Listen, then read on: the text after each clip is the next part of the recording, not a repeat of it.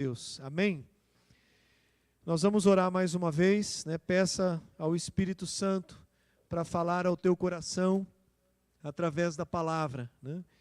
Que o nosso coração seja uma terra preparada para receber essa semente e que ela seja transformadora na nossa vida.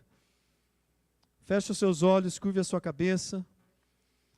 Pai querido e santo, nós te agradecemos por cada momento dessa celebração. E queremos ouvir agora, ó Deus, a Tua voz através da Tua palavra.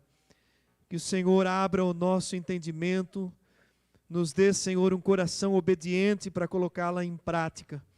E eu peço, Pai, que o Senhor me abençoe e me capacite a transmiti-la com autoridade, com unção do Espírito Santo. Assim eu oro e te agradeço em nome do Senhor Jesus Cristo. Amém. Glória a Deus, né? O tema dessa noite é o caráter do verdadeiro cristão, né? Todo aquele que é cristão desenvolve um caráter, né? A partir do momento da nossa conversão, algo começou a mudar no nosso coração, na nossa vida. É uma transformação, uma mudança, uma compreensão diferente do mundo em que nós vivemos, né? E a gente chama isso de o caráter do cristão, o caráter do verdadeiro cristão. E eu tomei como base a carta de Paulo aos Colossenses. Abra comigo a sua Bíblia, na carta de Paulo aos Colossenses, capítulo 1. Eu vou pedir para o irmão diácono desligar, por favor, esse primeiro ar-condicionado aqui.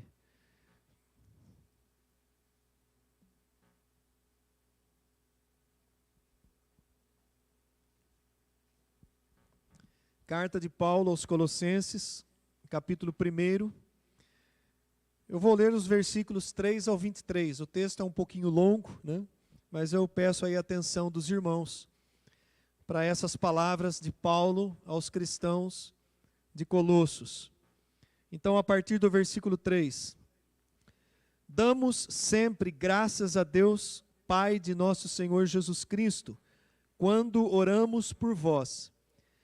Desde que ouvimos da vossa fé em Cristo Jesus e do amor que tendes para com todos os santos, por causa da esperança que vos está preservada nos céus, da qual antes ouviste pela palavra da verdade do Evangelho, que chegou até vós, como também em todo o mundo está produzindo fruto e crescendo.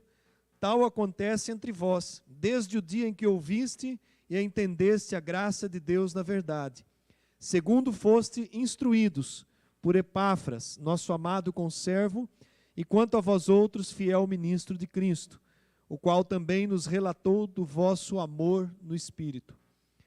Por essa razão também nós, desde o dia em que o ouvimos, não cessamos de orar por vós e de pedir que transbordeis de pleno conhecimento da sua vontade, em toda sabedoria e entendimento espiritual, a fim de viverdes de modo digno do Senhor, para o seu inteiro agrado, frutificando em toda boa obra e crescendo no pleno conhecimento de Deus, sendo fortalecidos com todo o poder, segundo a força da sua glória, em toda perseverança e longanimidade, com alegria, dando graças ao Pai, que vos fez idôneos à parte que vos cabe da herança dos santos na luz.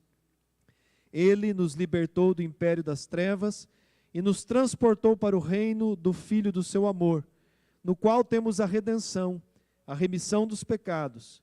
Esta é a imagem do Deus invisível, Este é a imagem do Deus invisível, o primogênito de toda a criação, pois nele foram criadas todas as coisas, nos céus e sobre a terra, as visíveis e as invisíveis, sejam tronos, sejam soberanias, quer principados, quer potestades. Tudo foi criado por meio dele e para ele. Ele é antes de todas as coisas. Nele tudo subsiste. Ele é a cabeça do corpo, da igreja. Ele é o princípio, o primogênito de entre os mortos, para em todas as coisas ter a primazia, porque aprouve a Deus que nele residisse toda a plenitude, que havendo feito a paz pelo sangue da sua cruz, por meio dele, reconciliasse consigo mesmo todas as coisas, quer sobre a terra, quer nos céus. e a vós outros também, que outrora éreis estranhos e inimigos no entendimento pelas vossas obras malignas, agora, porém, vos reconciliou no corpo da sua carne, mediante a sua morte, para apresentar-vos perante ele santos, inculpáveis e irrepreensíveis, se é que permaneceis na fé, alicerçados e firmes, não vos deixando afastar da esperança do evangelho que ouvistes e que foi pregado a toda criatura debaixo do céu, e do qual eu, Paulo, me tornei ministro. Amém, igreja? É uma aula de escola dominical, né? Só a leitura desse texto, desse capítulo 1 de Paulo aos Colossenses. Mas essa carta de Paulo aos Colossenses foi escrita da prisão, por volta do ano 61. E a cidade de Colossos era uma pequena cidade, né, na região de Éfeso, cidade pequena onde hoje é a atual Turquia, né? Isso aqui são algumas curiosidades, né? E essa igreja em Colossos, provavelmente, ela se formou naquele período de 3 anos em que Paulo esteve em Éfeso. Segundo historiadores, ela é fruto do trabalho que foi feito em Éfeso, e depois esse trabalho se expandiu, chegando a essa pequena cidade de Colossos, e ali formou uma comunidade de cristãos, que começou também, provavelmente, na casa de Filemão, e essa igreja tinha como seu líder, como seu pastor Epáfras, né, que também havia sido discipulado pelo apóstolo Paulo, né? Então tudo isso aí são curiosidades a respeito dessa igreja, né? Mas havia um problema, né? Paulo estava na prisão escrevendo para aquela igreja porque ele havia ouvido relatos a respeito de certas heresias que estavam sendo incutidas dentro daquele povo, naquela cidade, né? E a principal delas era um questionamento em relação à divindade do Senhor Jesus Cristo. Por isso até que nesse capítulo 1 que nós lemos, do versículo 13 ao versículo 20, Paulo está fazendo uma defesa, ele está testificando sobre a divindade de Jesus Cristo.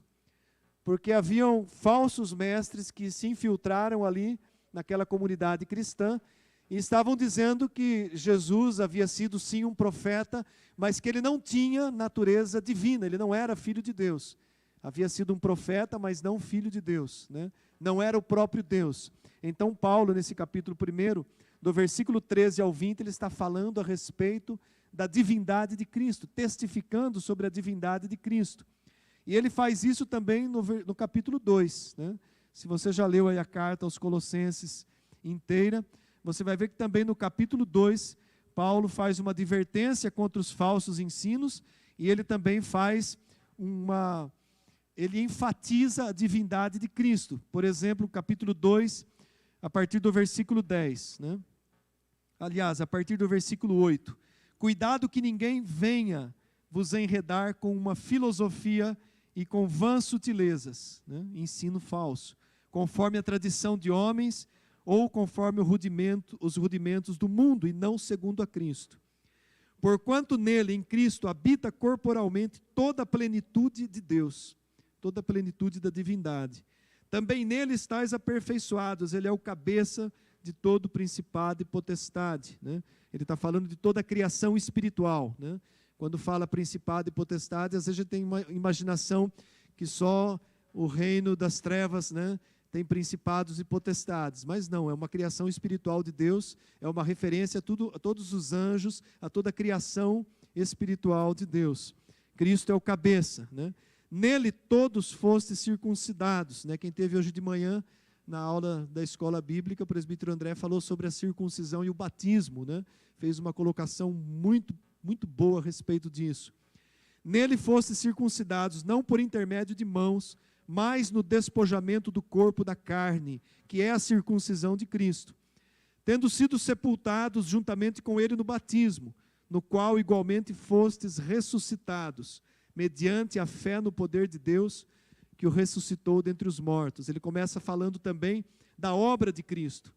E a vós outros que estáveis mortos pelas vossas transgressões e pela incircuncisão da vossa carne, vos deu vida juntamente com ele, perdoando todos os nossos delitos e tendo cancelado o escrito da dívida que era contra nós, e que constava de ordenanças, o qual nos era prejudicial, removeu inteiramente, encravando na cruz, né? Isso aqui tudo é só uma introdução da mensagem, tá, amados? Mas a preocupação de Paulo em fazer com que aquela igreja compreendesse a respeito da divindade de Jesus Cristo. 100% homem, ele se fez homem, mas era 100% Deus, né? Então não podia haver dúvida nenhuma em relação a isso, né?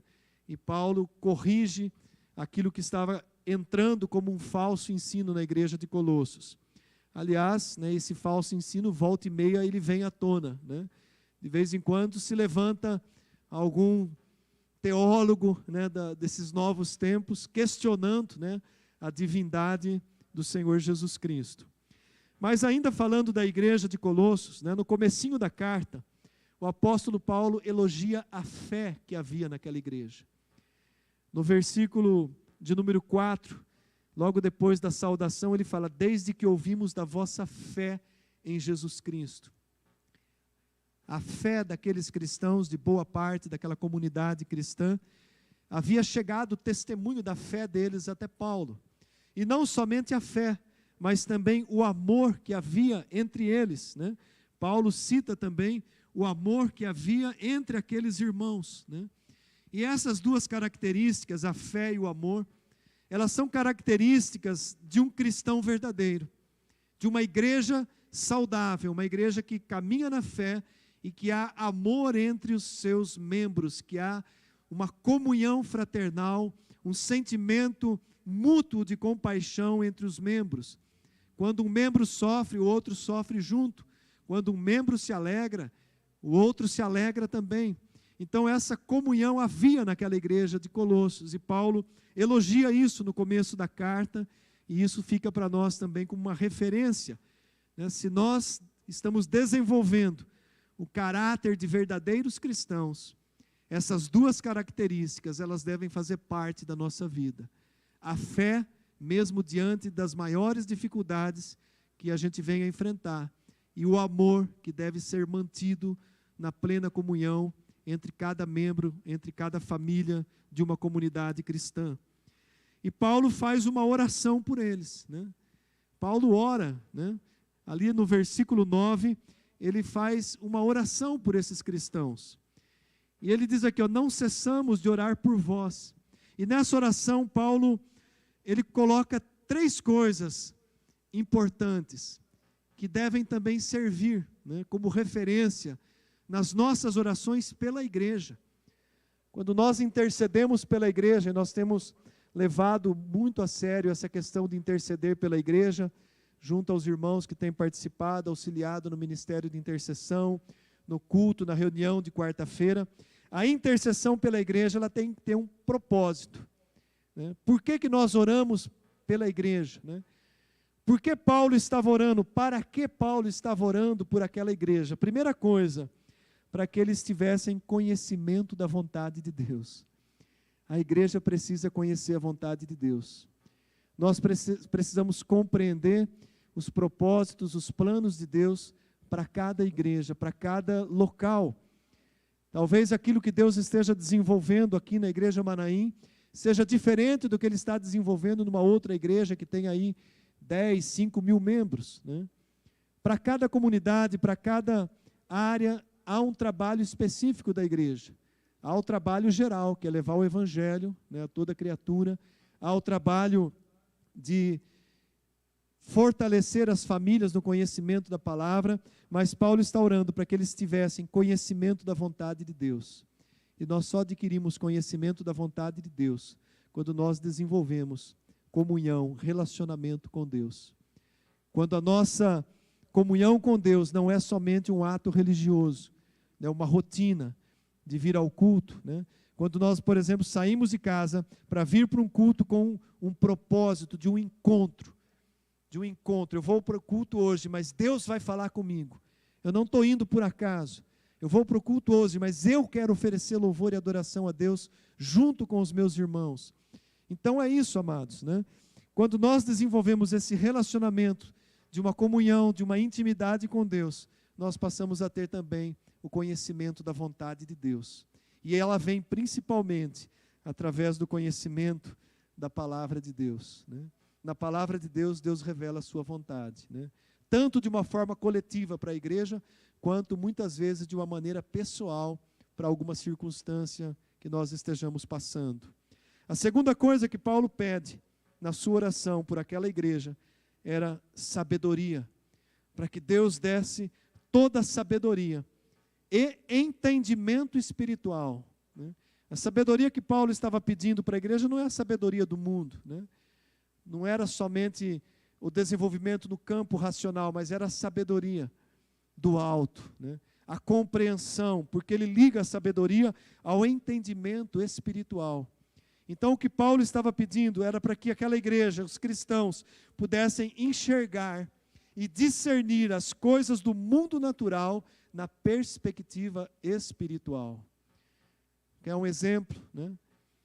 Está ocorrendo uma guerra terrível, né? Uma nação poderosa invadiu uma outra nação com o intuito de controlar, tomar todo aquele território. E nós estamos vendo uma situação natural. Mas quando nós buscamos o entendimento, a sabedoria, esse entendimento espiritual, nós vamos ver essa guerra de um ponto de vista, de uma perspectiva espiritual. E qual seria, por exemplo, essa perspectiva espiritual? Imagine que se essa guerra desencadear o início de uma terceira guerra mundial. Não é muito difícil disso acontecer. Não é muito difícil, né?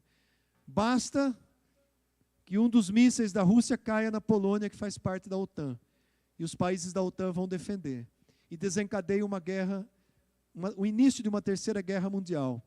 E começa um grande prejuízo na área econômica, quebrando as bolsas de valores do mundo inteiro. Um caos, né? Olhando a perspectiva espiritual. Para que isso aconteça e você olhe de um ponto de vista espiritual, você vai ver que está dentro de um plano que se assemelha, que se dirige para o final dos tempos.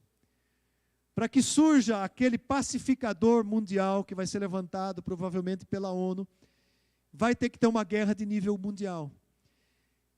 E é esse chamado anticristo que vai se levantar como um governante e vai apaziguar por um período.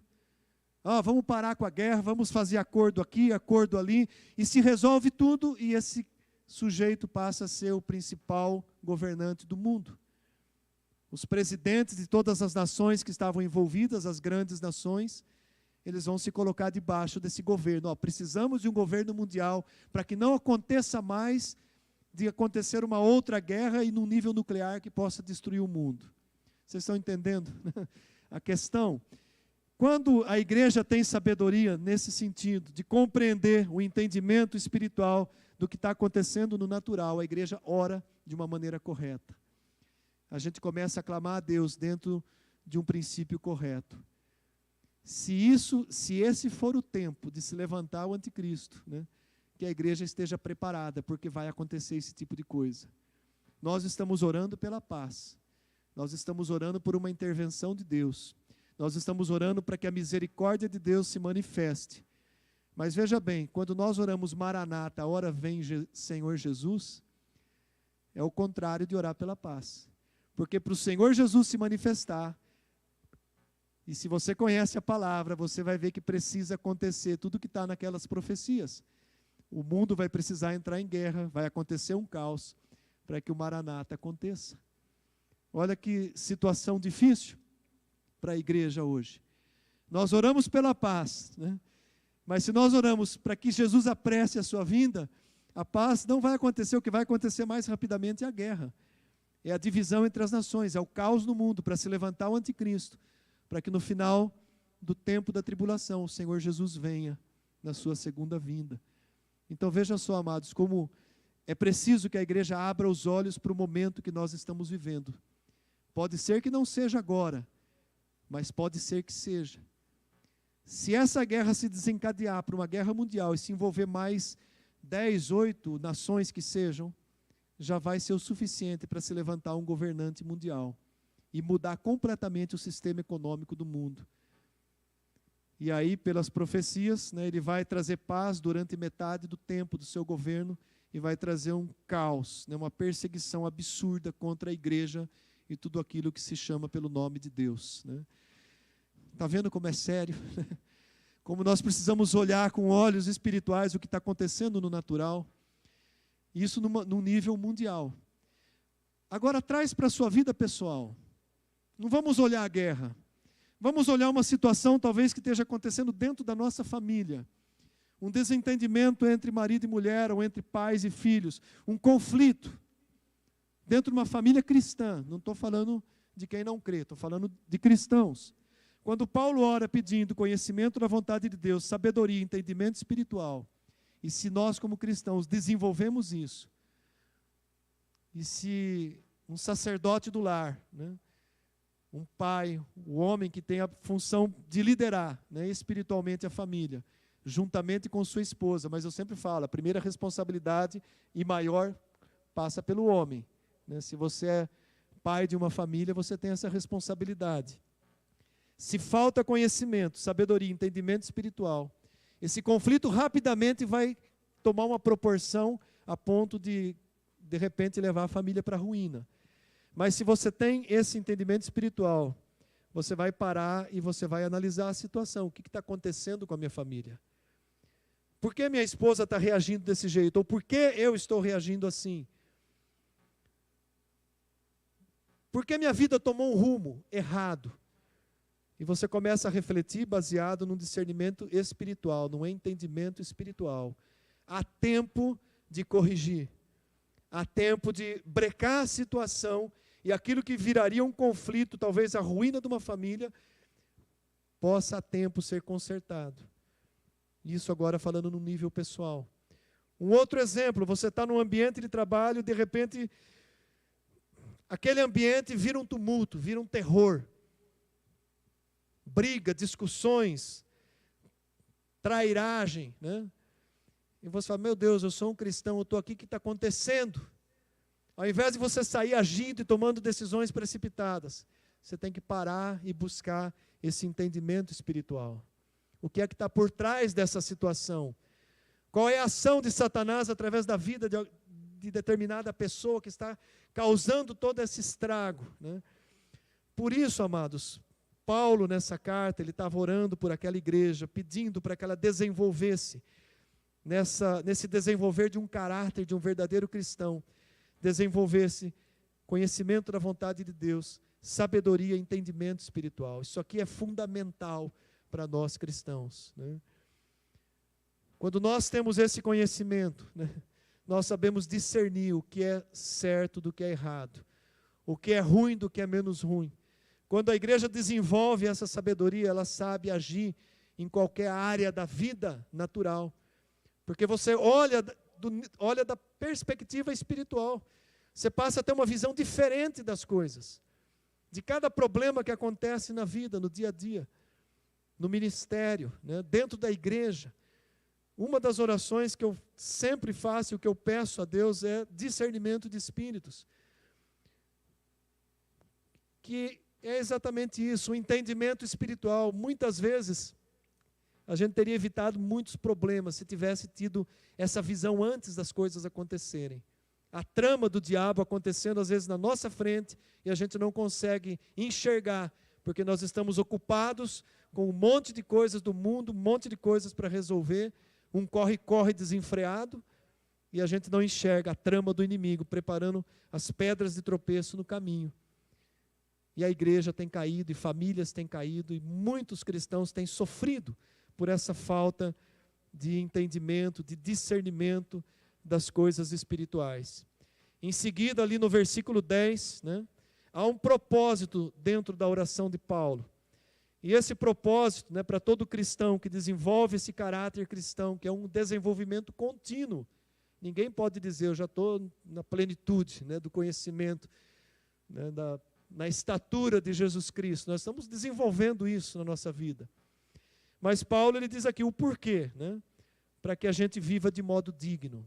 Versículo 10, né? A fim de viver de um modo digno. O cristão que desenvolve esse caráter, ele vive de um modo digno. A sua vida é um testemunho na frente dos outros. É transparente. Ninguém questiona se ele é um crente de verdade ou não, porque a forma de viver declara, ó, essa pessoa é realmente um cristão, é um crente mesmo, né? A segunda coisa que Paulo fala, viver de modo digno e de um modo que agrade ao Senhor. Quem vive de um modo digno e agradando ao Senhor, consequentemente, no versículo 10, vai dar frutos, frutificando na obra do Senhor. Todo crente precisa dar algum fruto, né? Algum tipo de fruto, servir de alguma forma, né? A árvore que não dá fruto, ela é cortada, né? A nossa vida, de algum jeito, ela tem que ser frutífera. Se não for dentro de um ministério na igreja, que seja principalmente que seja frutífera lá fora, que a gente possa ser usado para que pessoas venham a conhecer a Cristo como Senhor e Salvador, que a gente possa ser usado na intercessão, que a gente possa ser usado no socorro, no auxílio de pessoas que estão precisando, na doação ou ofertando, enfim, aquilo que o Espírito Santo colocar no coração. Mas não existe cristão que seja infrutífero, que não dê fruto nenhum. Alguma coisa está errado, né? Aliás, o Léo, né, que pregou no culto Intensidade, falou muito sobre isso, né? Então, Paulo está dizendo isso, olha, a consequência de você ter sabedoria, desenvolver o conhecimento, o entendimento espiritual, é que tua vida vai ser frutífera. Você vai viver de um modo digno, você vai agradar ao Senhor, você vai frutificar e você vai crescer cada vez mais no conhecimento. Uma coisa está ligada à outra, né? A oração de Paulo aqui parece simples, mas ela é bem completa, né? A ponto da gente lembrar lá de Oséias, capítulo 6, versículo 3, quando ele diz, conheçamos e prossigamos em conhecer o Senhor, né? Isso aqui está completamente distante da acomodação, da preguiça de orar, da falta de vontade de congregar. É o contrário, exatamente o contrário, né? Se a gente quer fazer uma avaliação da nossa vida espiritual, é só verificar se nós temos desenvolvido esse conhecimento, buscado viver dessa maneira como Paulo está dizendo aqui. E a consequência de viver dessa maneira, ele fala nos versículos 11 e 12. Né? Olha como é algo que vai crescendo, né? E ele gera uma consequência. A consequência é que todo cristão que desenvolve esse caráter cristão, ele vai ser fortalecido com todo o poder. Versículo 11 e 12, né? O resultado desse desenvolvimento é fortalecimento, perseverança e paciência, né? Longanimidade, paciência, perseverança e paciência, e viver com alegria e gratidão a Deus, ações de graças, né? Sendo fortalecidos com todo o poder, segundo a força da sua glória, em toda perseverança e paciência, com alegria, e dando graças a Deus, graças ao Pai, né, por tudo que Ele tem derramado na nossa vida. Então Paulo, ele dá aqui um resumo do que é o desenvolvimento do caráter cristão.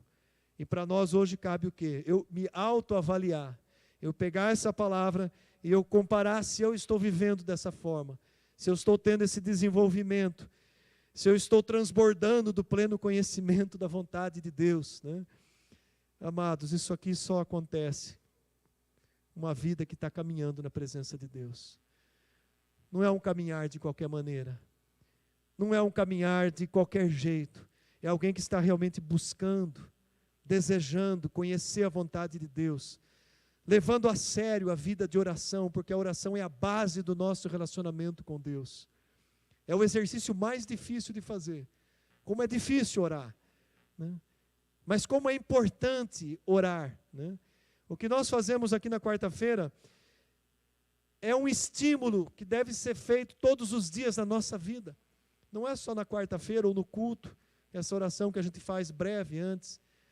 Mas a oração, ela deve ser um estilo de vida.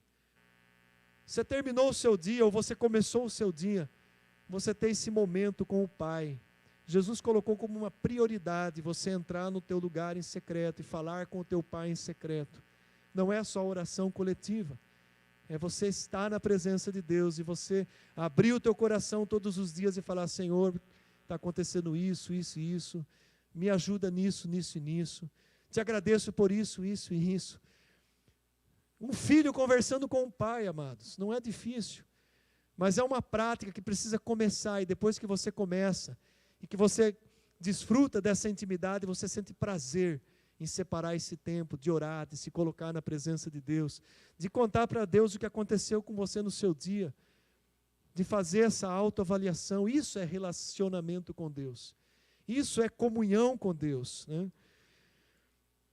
Então é um texto tão pequeno, né, que nós estamos lendo, e quanta coisa que Paulo está nos trazendo a lembrança que é necessário para a nossa comunhão com Deus, para que a gente possa realmente ser achado como verdadeiros cristãos, né?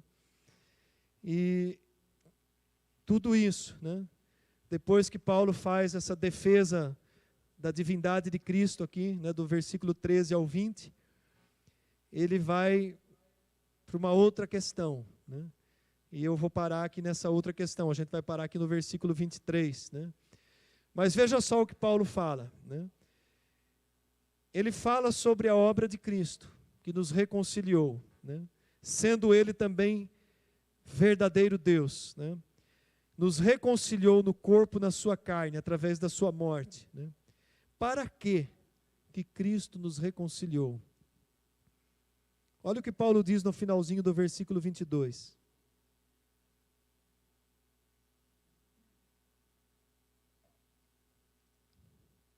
Para quê que Ele nos reconciliou?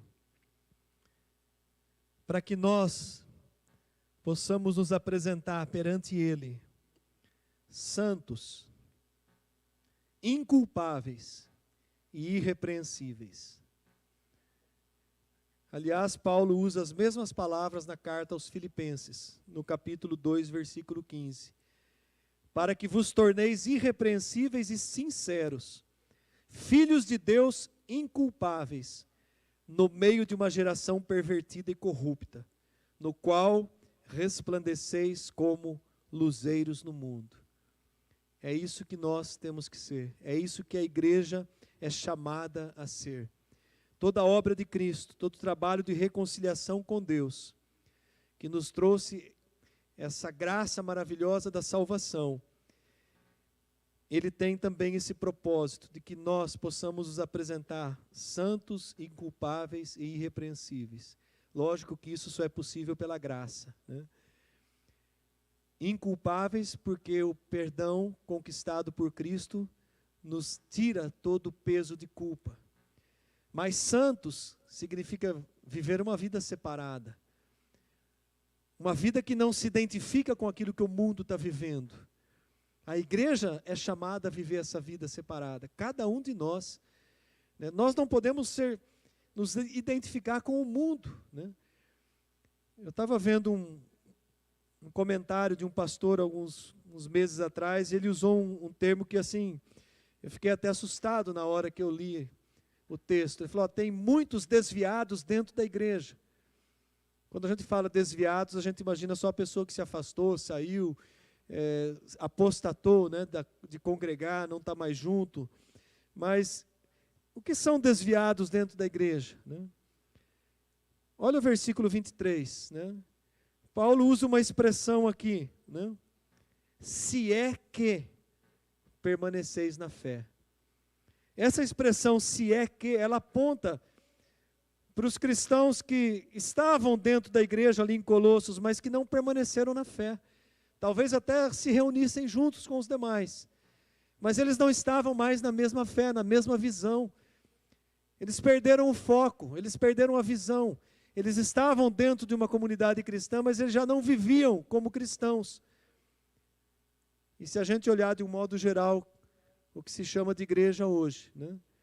Boa parte dos cristãos estão vivendo muito mais com a cara do mundo, de acordo com o mundo, do que como verdadeiros cristãos. Está faltando desenvolver esse caráter cristãos. Se afastaram da esperança do Evangelho, né? Se é que permaneceis na fé, alicerçados e firmes, não vos deixando afastar-se da esperança do Evangelho. Quando é que nós nos afastamos da esperança do Evangelho? Quando nós perdemos o interesse pela palavra, não nos preocupamos em aprender, em ler, em refletir todos os dias. Quando a escola bíblica dominical, é só mais uma escola bíblica, né? Já aprendi tudo, já li a Bíblia 10 vezes, não preciso mais. A gente pode ler a Bíblia a vida inteira e a gente sempre vai continuar precisando, né? É um dos momentos de edificação, né, onde a gente pode fazer perguntas, tirar dúvidas.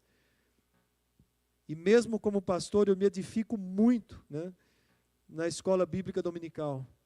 Ensinamentos que vêm novamente à tona, outros que a gente aprende por um momento ali, né? Uma colocação que às vezes a gente muitas vezes faz, né? E de repente você aprende, não, peraí, está errado isso, né? Então, amados, vejam só como é sério esse assunto, né? Não se afaste da esperança do Evangelho que ouvistes e que foi pregado a toda criatura debaixo do céu. E Paulo diz, do qual eu, Paulo, me tornei ministro. Paulo havia pregado, né? Ele não pregou diretamente para os cristãos de Colossos, mas ele pregou em Éfeso, e Éfeso gerou a igreja de Colossos, né? Filhos na fé, né? Que foram lá e plantaram essa igreja. É uma situação muito séria, né? É muito pior, né, os desviados dentro da igreja do que os desviados lá de fora. Os que estão lá fora, eles têm consciência que estão desviados, né? Os desviados dentro da igreja, às vezes, não têm consciência de que estão afastados do Evangelho, que passaram a levar uma vida muito relativa em relação a Deus, né? Eu tenho conversado, troco muito assunto na área de igreja com o pastor Washington, com a pastora Célia, com pastores que a gente tem relacionamento, pastor Ricardo em Limeira. E uma das grandes preocupações dos pastores, das lideranças, das igrejas sérias, que têm compromisso com a palavra, é esse absurdo desinteresse por aprender a palavra de Deus. É esse contentamento de que eu venho no culto só domingo e está bom demais, né? Já fiz a minha parte, né? Já cumpri o preceito, né? Eu era católico, usava muito essa expressão, né? Você vai na missa e cumpriu o preceito, né? Não precisa fazer mais nada. Isso é religiosidade, isso não é viver na comunhão com Cristo.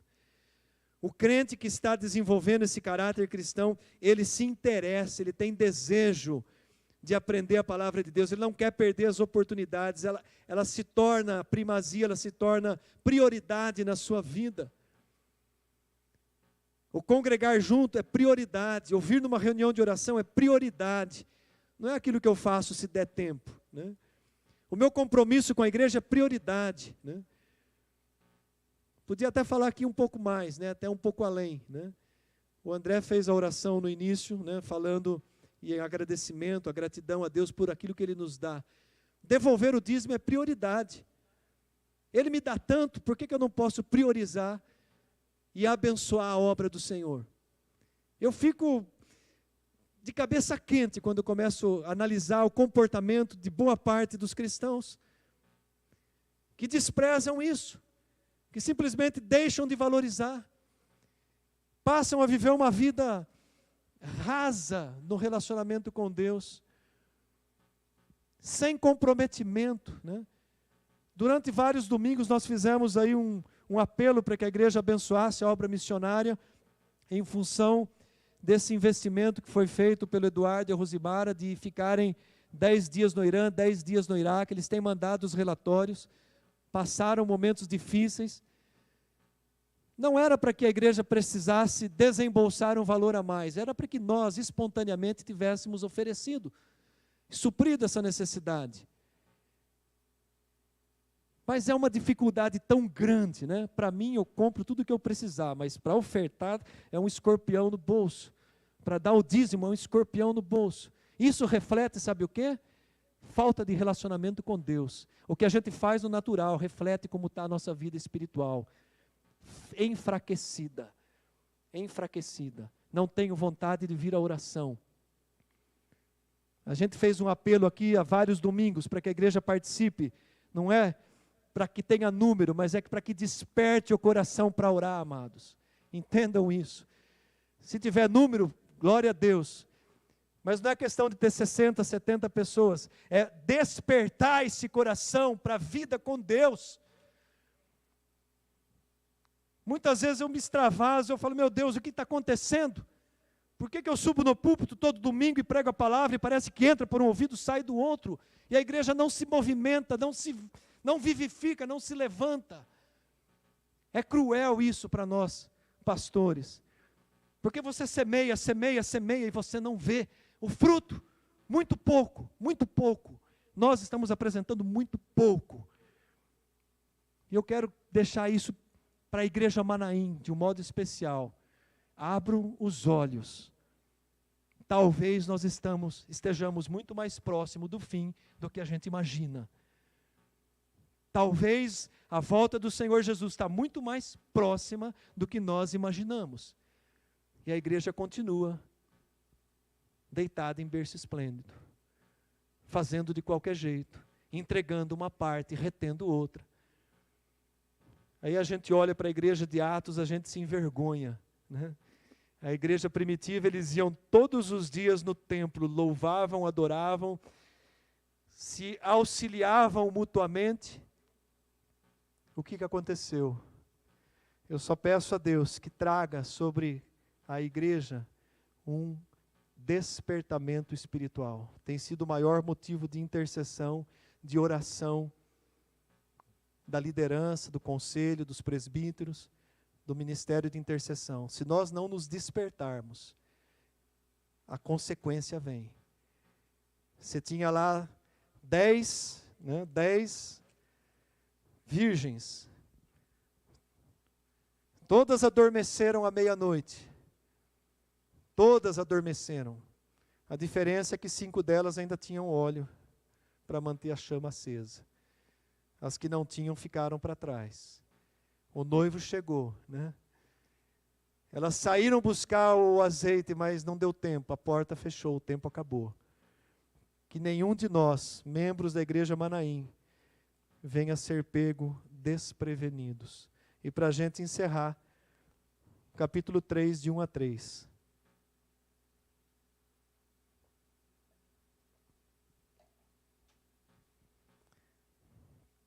O maior problema se resume em perder o foco espiritual. Olha onde Paulo resume o grande problema. É que a igreja tem colocado os olhos nas coisas desse mundo e perdeu o foco da eternidade. Portanto, se fostes ressuscitados juntamente com Cristo, ou seja, se você nasceu de novo, se você se converteu de verdade, buscai as coisas lá do alto, onde Cristo vive, assentado à direita de Deus. Pensai nas coisas lá do alto, não nas que são aqui da terra.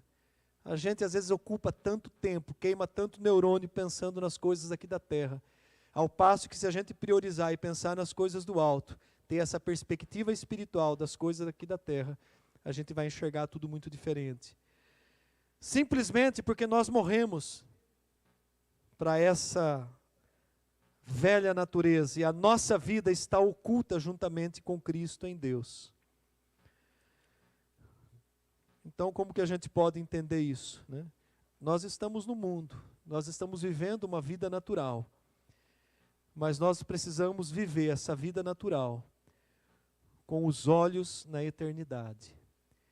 Tudo que nós fazemos aqui, tudo que nós usufruímos nessa vida, tudo que nós nos oferecemos como cristãos, ele tem que ter um propósito na eternidade. Toda boa obra, tudo aquilo que a minha vida tem servido para alguma coisa, ela tem que ter um foco na eternidade. Todas as coisas que eu faço, né? Se Deus tem me permitido prosperar, a minha prosperidade deve ser bênção na vida de outras pessoas. Eu tenho que ter um foco na eternidade. Então, amados, é isso, né? Nós precisamos ter os nossos olhos espirituais abertos. E eu convido a igreja para se colocar em pé. E nós vamos orar.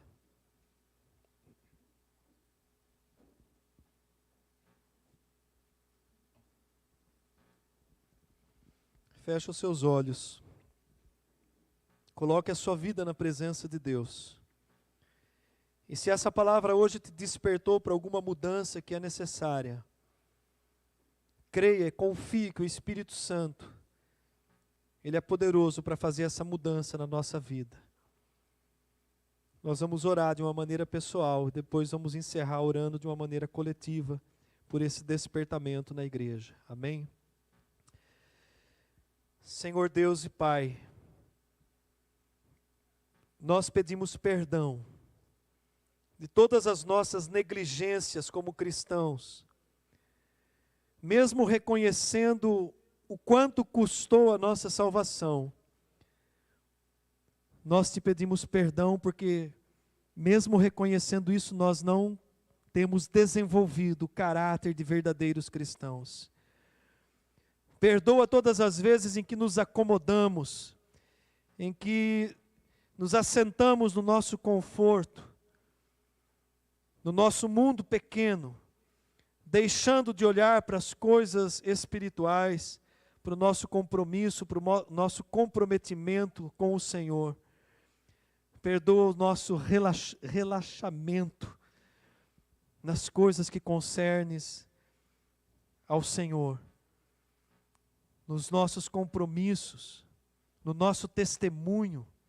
Nós, Pai, te pedimos perdão e pedimos que pela ajuda do Espírito Santo, cada um de nós sejamos levados à compreensão das coisas espirituais, a desenvolver o conhecimento da Tua vontade.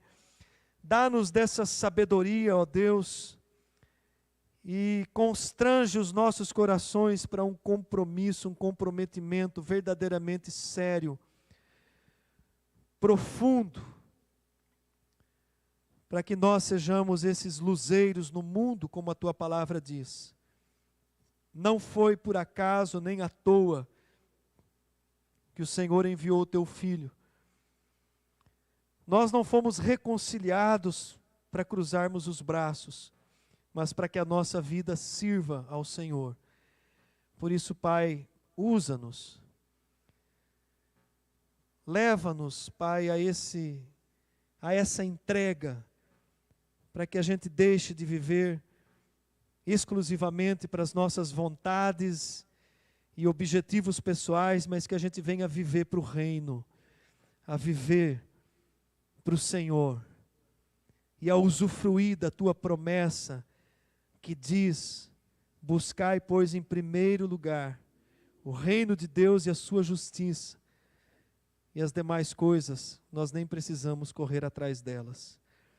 O Senhor nos acrescenta dia a dia. Pai, eu oro isso por mim, oro pela Tua igreja, e agora na mesma unidade de fé,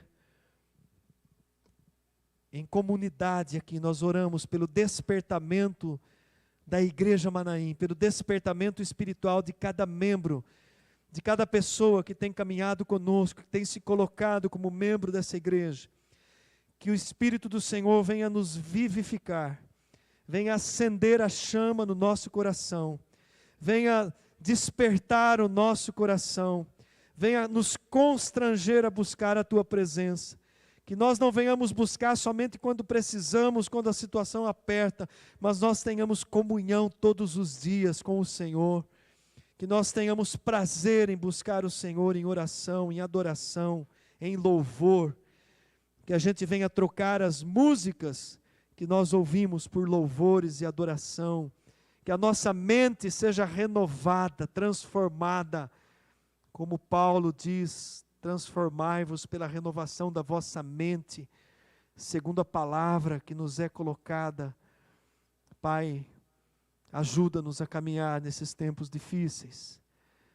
Leva-nos para a rocha que é mais alta, que é o Senhor Jesus Cristo. Assim eu oro, Pai, te agradeço.